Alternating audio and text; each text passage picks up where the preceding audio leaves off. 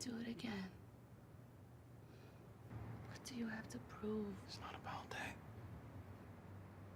You wouldn't be any good to anybody if you didn't do what you love. You wouldn't be able to breathe, right? Well, I wouldn't be any good to anybody if I don't handle this the right way. But I need you.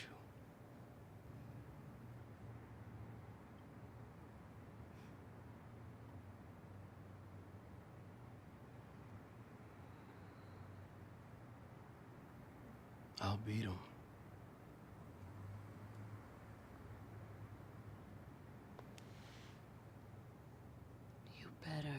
All right, so I think, was there any apprehension of the fact that Creed was so awesome in terms of when you do a sequel, you're sort of risking undoing the legacies? Awesome. So did you guys think about that, or were you solid? I think we thought about it. Yes, of course we thought about it. We especially thought of it because Ryan Coogler wasn't going to be with us, and he was so essential to creating the first one. Literally, the movie wouldn't exist without him. He made the first film because he had a really good reason to do it. It was connected to real heart and a real honest place for him. So I think Mike and I were both concerned, but once we found Stephen Capel Jr., he was just the perfect filmmaker in so many ways. I think that sort of eased us. That became the solve to any hesitation that we had.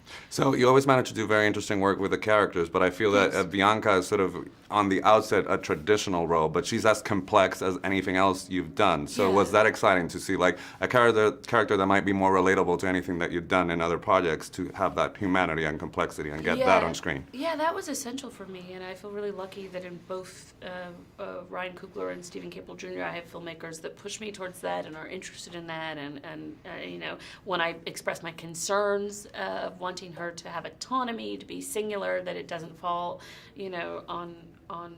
on them lightly. They really take it to heart, and to me it's important that we get to see ourselves on screen, and so often I think women are tasked with sitting in a cinema and seeing the female counterpart not resemble a woman that they know. And these women sometimes on screen feel like ciphers.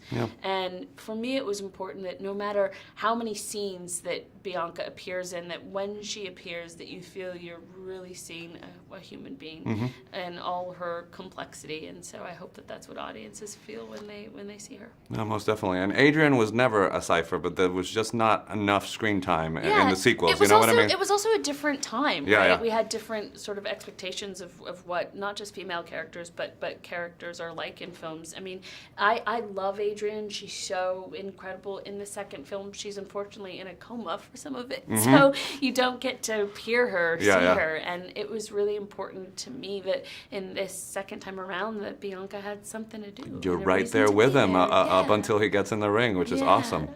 So tell me, with an eclectic filmography as yours, and the fact that you get to do, you haven't been boxed in at all, like how, is there a strategy? Do you go with your gut in terms of choosing what's next? Because you're doing the Lady and the Tramp, and then West, like, it's just amazing the fact that you get to do so many different things. Thanks so much. I feel really lucky. I feel like, I've just stuck around long enough, and we're in a space now where, frankly, women get to do more, and certainly women of color, there are more opportunities presented to me, and that has a lot to do with all the women that came before me, so I'm really grateful to them.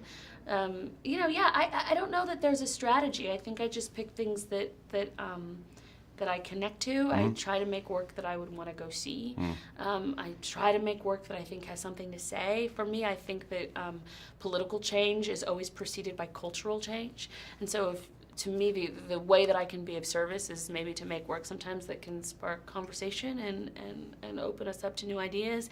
And I think that we are so much, and particularly as women, as a woman of color, we are not a monolith. So I like the idea to not be boxed into a space for that reason, to project images that make folks realize that we are expansive. Many things.